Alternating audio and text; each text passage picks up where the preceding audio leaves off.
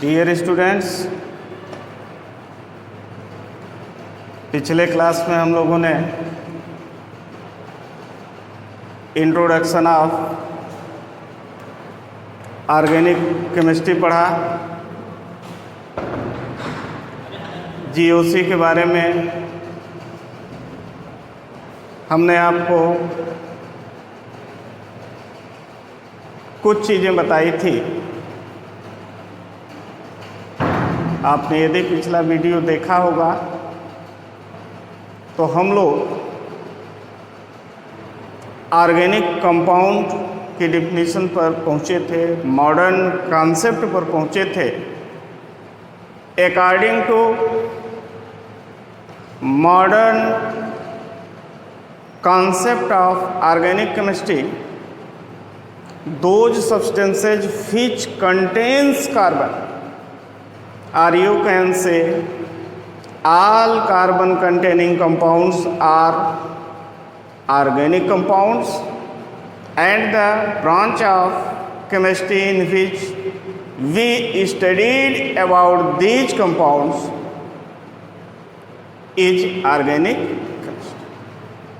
हम लोगों ने कार्बन के बारे में भी चर्चा किया था। कार्बन टेट्रावेलेंट नेचर का होता है, मोस्टली कोवेलेंट बॉन्ड का ही फॉर्मेशन करता है due to the deficiency of energy. अब हम आप लोगों से चर्चा कर लें, उस दिन भी चर्चा किए थे केमिकल बॉन्ड की। केमिकल बॉन्ड की चर्चा क्यों? इसलिए पहली बात तो हम लोग जीओसी पढ़ रहे हैं, दूसरी बात यह है कि सेकेंड ईयर की जो ऑर्गेनिक केमिस्ट्री है इसमें हम लोग रिएक्शन मैकेनिज्म को बहुत डिटेल से पढ़ेंगे। आइए हम चर्चा करते चलें आप लोगों से कि आखिर केमिकल रिएक्शंस और रिएक्शन मैकेनिज्म क्या होते हैं, आपने पढ़ा भी है। यदि हम उस पर चर्चा करें, यदि हम चर्चा करें केमिकल रिएक्शन की, तो आपने पढ़ा है the breaking of old bonds and formation of new bonds is known as a chemical reaction. ध्यान देंगे आप, ओल्ड बॉन्ड्स की ब्रेकिंग, न्यू बॉन्ड्स का फॉर्मेशन केमिकल रिएक्शन कहा जाता है। अब आप ध्यान दें, होगा क्या, सपोज करें कोई सबस्ट्रेट आप लेते हैं, सबस्ट्रेट, और इस सबस्ट्रेट पर आप किसी रीएजेंट का अटैक कराएंगे। इसके बाद आपको प्रोडक्ट मिलेगा। ये है आपका केमिकल रिएक्शन। यानी आप सबस्ट्रेट मॉलिक्यूल लिए, इस सबस्ट्रेट मॉलिक्यूल पर आपने इस रीएजेंट का अटैक कराया। अब क्या होगा, रीएजेंट जब इस सबस्ट्रेट मॉलिक्यूल पर अटैक करेगा तो जो ओल्ड बॉन्ड्स हैं, ये ओल्ड बॉन्ड्स ब्रेक होंगे, टूटेंगे। फिर क्या होगा कि न्यू बॉन्ड्स का फॉर्मेशन होगा, जिससे आपको प्रोडक्ट मिलेगा।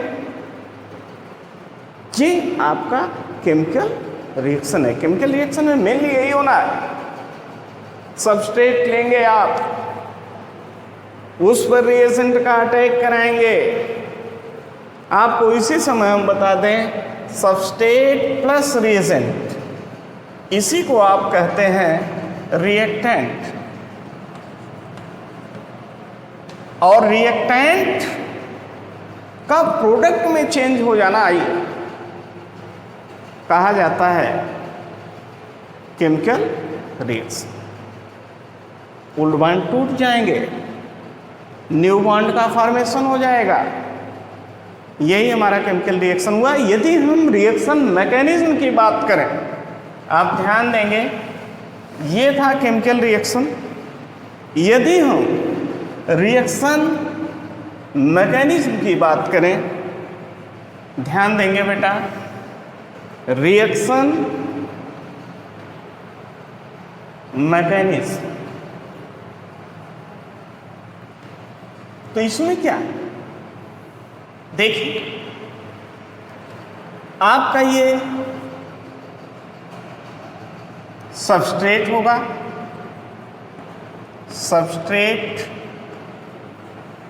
प्लस रिएजेंट, पुनः ये रिएजेंट और सबस्ट्रेट चेंज होंगे किसमें, रिएक्शन इंटरमीडिएट्स में, रिएक्शन इंटरमीडिएट, और ये जा सकते हैं ट्रांजिशन स्टेट में, ध्यान देंगे आप। और पुनः आप इससे बनाएंगे प्रोडक्ट। मैकेनिक्स में हम क्या देखते हैं, पाथ ऑफ रिएक्शन देखते हैं, यानी रिएक्शन किस पाथ से होकर गुजर रहा है, pathway of reaction is known as reaction mechanism. यहाँ देख लें आप, सबस्ट्रेट लेंगे आप, रिएजेंट लेंगे आप, रिएक्शन इंटरमीडिएट्स बन सकते हैं। कैसे बनेंगे रिएक्शन इंटरमीडिएट्स, बॉन्ड ब्रेकिंग होगी, रिएक्टेंट सबस्ट्रेट पर अटैक करेगा, जब ये अटैक करेगा तो बॉन्ड ब्रेकिंग होगी। आप जानते हैं कि बॉन्ड ब्रेकिंग, कोवेलेंट बॉन्ड की ब्रेकिंग 2 टाइप्स की होती है, एक होमोलाइसिस, एक हेटेरोलाइसिस। मीन्स एक होमोलिटिक फिजन ऑफ बॉन्ड और दूसरा हेटेरोलिटिक फिजन ऑफ बॉन्ड। आप ध्यान दें, होमोलिटिक फिजन ऑफ बॉन्ड हुआ तो रिएक्शन इंटरमीडिएट फ्री रेडिकल बनेगा, हेटेरोलिटिक फिजन ऑफ बॉन्ड हुआ तो रिएक्शन इंटरमीडिएट आपका कार्बोकटायन अथवा कार्बोनायन बन सकता है। रिएक्शन इंटरमीडिएट आपका कार्बीन हो सकता है, रिएक्शन इंटरमीडिएट आपका नाइट्रीन भी हो सकता है, रिएक्शन इंटरमीडिएट आपका एरीन हो सकता है, कुछ भी हो सकता है। इसीलिए चूंकि पूरे रिएक्शन मैकेनिज्म में हमको bond breaking, bond formation, formation of reaction intermediates पढ़ना है, इसलिए हमको केमिकल बॉन्ड के बारे में जानना अति आवश्यक। मैकेनिज्म को समझने के लिए जीओसी की जो चीज़ें आपको चाहिए हम उसी पर फोकस करना चाह रहे हैं, और आप लोगों से रिक्वेस्ट भी है कि सीरियसली स्टडी की मनोदशा में आकर खाना पूर्ति नहीं पढ़िए। एक्चुअली ये मान लें आप कि अब आपका सेशन प्रारंभ ही है और इस समय आपके पास पर्याप्त समय है। इस समय का सदुपयोग करते हुए आप लोग ये जो खाली समय है कोविड-19 के संक्रमण के कारण जो स्थिति उत्पन्न हुई है, आपके पास अलॉट ऑफ टाइम्स हैं, उसका सदुपयोग करके आप अपने सिलेबस पर अपनी पकड़ मजबूत कर लें। कम टू द पॉइंट, इस रिएक्शन मैकेनिज्म को समझने के लिए हमको bond, formation of bond, breaking of bond, reaction intermediates के बारे में जानना अति आवश्यक है। इसलिए सबसे पहले हम जानेंगे व्हाट इज केमिकल बॉन्ड। आइए, केमिकल बॉन्ड पर हम कल चर्चा भी आपसे किए हुए थे। Chemical bond is defined as the force of attraction between two or more atoms within a molecule। किसी भी मॉलिक्यूल में दो या दो से अधिक एटम्स के बीच लगने वाले फोर्स ऑफ अट्रैक्शन को हम केमिकल बॉन्ड कहेंगे। आप ध्यान दीजिएगा, कल हम चर्चा भी किए थे कि केमिकल बॉन्ड जैसे आप CH4 में देखते हैं, यानी कोवेलेंट बॉन्ड कहीं है, कहीं आप कोऑर्डिनेट देखते हैं, कहीं आप इलेक्ट्रोवेलेंट देखते हैं। जो तरीके हमारे हैं, जो हम आपको रिप्रेजेंट करते हैं, as in the case of CH4 हमने दिखाया था ये H H H H, ये देखिए चारों कोवेलेंट बॉन्ड। ये जो हम आपको दिखा रहे हैं, it is not actual structure of bond, ये सिर्फ हमारे रिप्रेजेंट करने का तरीका है। इनके बीच there is only force of attraction. किसके बीच? कार्बन और हाइड्रोजन के। यानी CH4 आपका एक मॉलिक्यूल है और ये एटम्स हैं हाइड्रोजन, कार्बन, और इनके बीच जो फोर्स ऑफ अट्रैक्शन है दैट इज केमिकल बॉन्ड। अब हम देखें टाइप्स इसकी। टाइप्स ऑफ केमिकल बॉन्ड जान लें आप कितने तरीके से बन सकते हैं। तो पहला है इलेक्ट्रो वैलेंट और आयनिक बॉन्ड। आप सारे लोग ध्यान देंगे, पहली कड़ी, पहले टाइप की बॉन्डिंग। अच्छा, एक चीज और हम आपको बताएं कि आखिर ये बॉन्डिंग एटम्स करते क्यों? ये एटम्स बॉन्डिंग अपने ऑक्टेट को कंप्लीट करने के लिए करते हैं। ये एटम्स अपने ऑक्टेट को क्यों कंप्लीट करना चाहते हैं?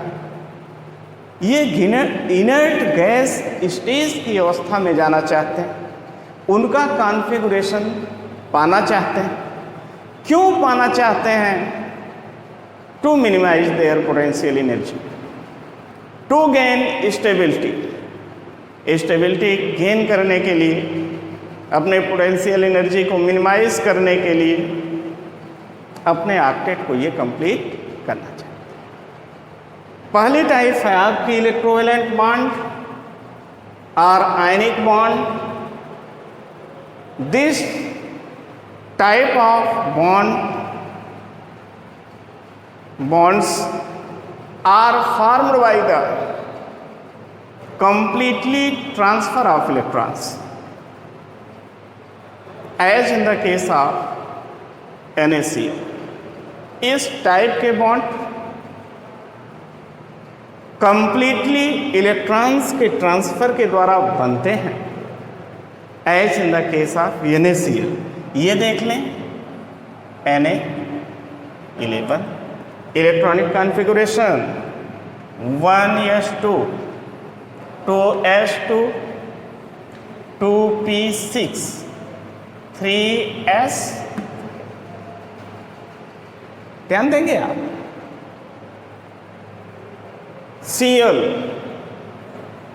17 electronic configuration 1s2 2s2 2p6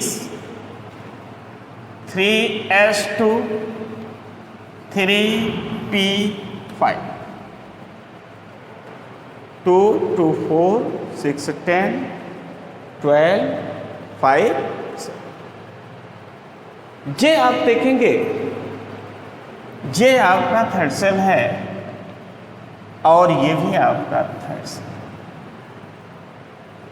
third cell में 1 इलेक्ट्रॉन, हियर 7। इसको अपने ऑक्टेट को पूरा करने के लिए 8 इलेक्ट्रॉन्स चाहिए और इसको अपने ऑक्टेट को पूरा करने के लिए कितने इलेक्ट्रॉन्स चाहिए? 8 चाहिए। इसको भी चाहिए, इसको भी चाहिए। यदि ये कहीं से सिर्फ सिंगल इलेक्ट्रॉन पा जाए तो ये अपने ऑक्टेट को कंप्लीट कर लेगा। दूसरी तरफ यानी को देखिए, यदि ये अपने सिंगल इलेक्ट्रॉन को कहीं ट्रांसफर कर दे, किसी को दे दे, तो ये भी अपने ऑक्टेट को कंप्लीट कर लेगा। इसीलिए ये यानी which have single electron in his outermost orbital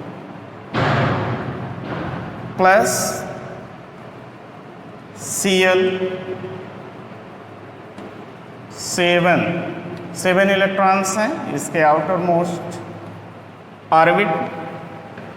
ये 1 इलेक्ट्रॉन इस Cl को ट्रांसफर कर देता है और यहाँ आपको मिलता है Na प्लस Cl।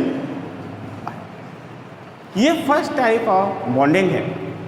ये NaCl क्रिस्टल आपको इस तरीके से मिल जा रहा है by the transfer of electron. दूसरी टाइप जो बॉन्ड की है that is covalent bond.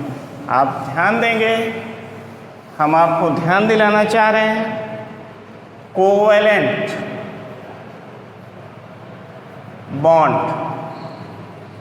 bond formed by the mutual sharing of electrons।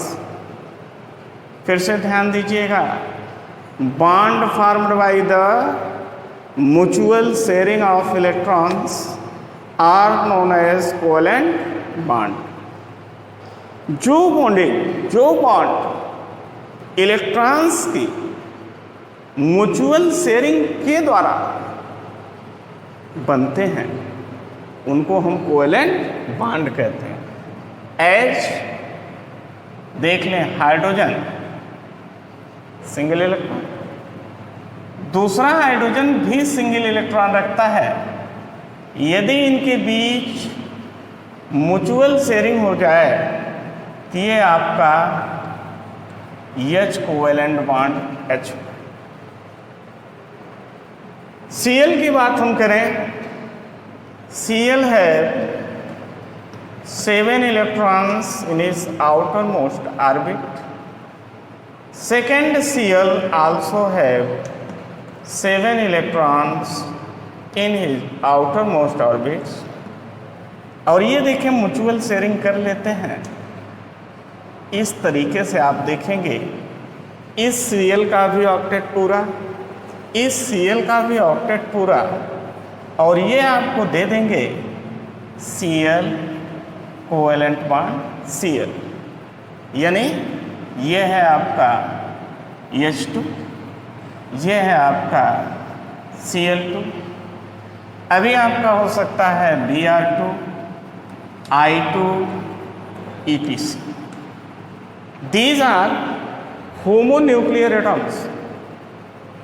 इनको हम होमोन्यूक्लियर एटम्स कहते हैं जब बॉन्डिंग सेम एटम्स के बीच हो। ये भी H, ये भी H, ये भी Cl, ये भी Cl, इधर एक Br इधर होगा, दूसरा Br उधर, तो आप क्या पाते हैं कि दोनों एटम्स सेम हैं। Both have the same value of electronegativity. ध्यान दीजिएगा, इलेक्ट्रोनेगेटिविटी, व्हाट इज इलेक्ट्रोनेगेटिविटी, हम आपको याद दिलाते हैं। Tendency of an atom to attract electrons towards itself is known as electronegativity. किसी भी एटम के द्वारा ध्यान देंगे आप, इलेक्ट्रोनेगेटिविटी मीन्स किसी भी एटम द्वारा इलेक्ट्रॉन को खींचने की जो क्षमता है, दैट इज कॉल्ड इलेक्ट्रोनेगेटिविटी। अभी आपने देखा कि homonuclear atoms non polar covalent bond बनाते हैं, but heteronuclear atoms polar covalent bond बनाते हैं। फॉर एग्जांपल HCl, यहाँ ध्यान देंगे आप, hydrogen Cl, 7 electrons of Cl, single electron of hydrogen, mutual sharing होती है और ये आपका HCl बन जाता है। यहाँ आप ध्यान देंगे, 1 pair of electron which is known as bond pair of electron.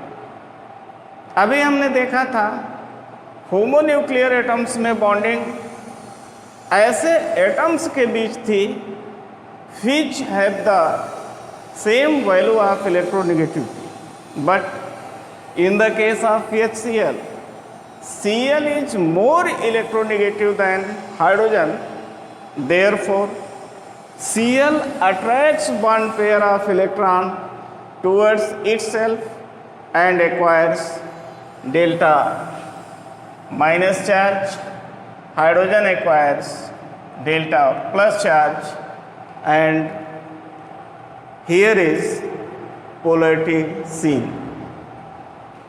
इसी को आप बोलते हैं polar covalent bond. Covalent bond formed by the mutual sharing of electrons. Examples में आपने देखा H2Cl2, I2 Br2 etc. These are homonuclear atoms। Covalent bonding takes place between homonuclear atoms and the bond was non-polar covalent bond, but when covalent bond found in the case of HCl, which is a heteronuclear atom, due to the more electronegativity, Cl attracts the bond pair of electron towards itself and acquires delta minus charge. Hydrogen acquires delta plus charge and a polarity produced here. This type of bonding is known as polar covalent bonding, and the bond is known as polar covalent. The third bond is coordinate bond। Take care, coordinate bond। It is also a type of bond, it is also a type of covalent bond, but in this type of bonding, the bond pair of electron comes from only one atom। यह भी एक type of covalent bond है, लेकिन इसमें shared pair of electron एक ही atom से आता है। जो atom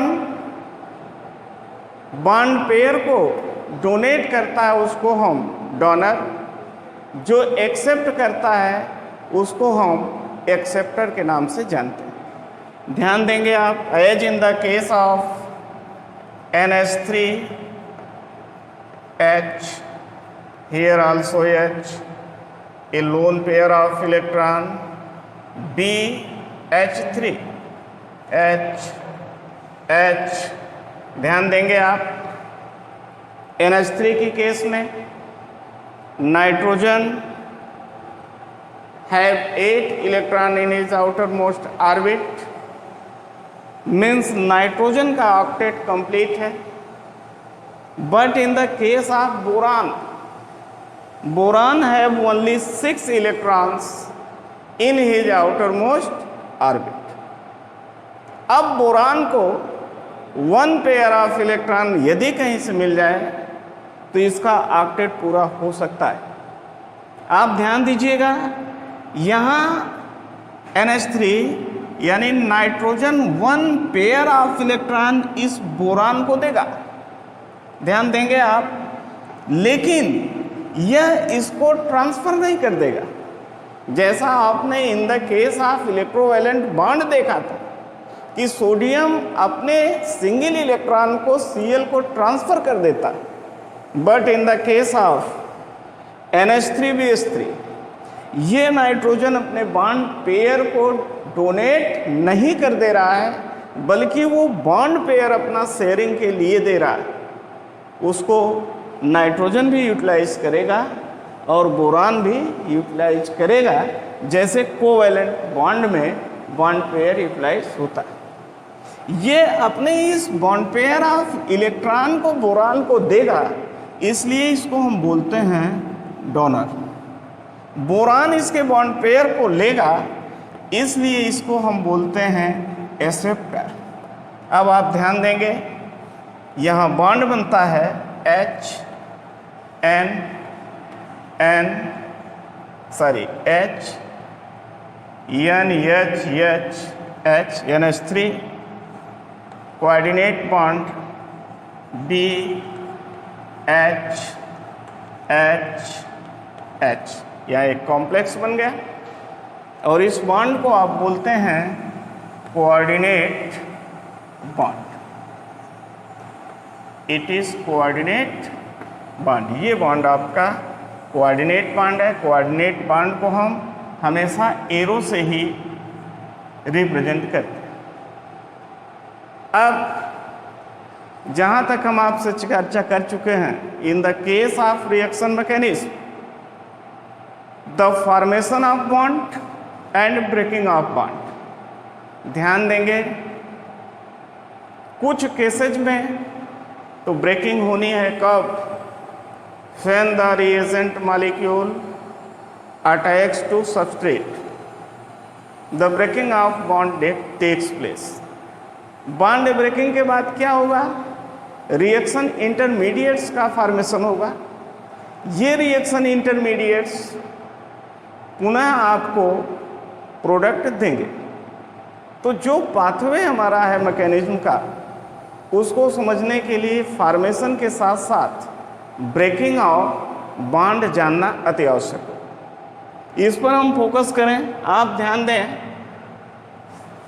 breaking of covalent bond, आप देखें कोवैलेंट बॉन्ड ब्रेकिंग, आप देखते हैं covalent bond breaking takes place by 2 ways। First is homolytic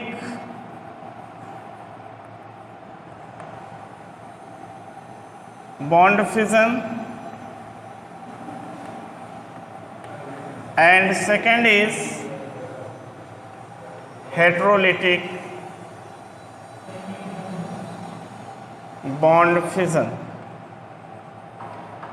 ये बॉन्ड फिजन के बारे में प्लस आप देखते हैं कि बॉन्ड फिजन के द्वारा हमको रिएक्शन इंटरमीडिएट्स मिलेंगे, H फ्री रेडिकल्स,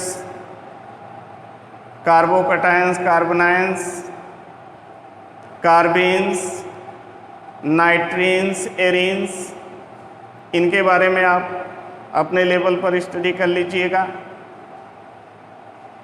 अगले लेक्चर में हम लोग बॉन्ड फिजन और रिएक्शन इंटरमीडिएट्स के बारे में डिटेल से पढ़ेंगे। Thank you.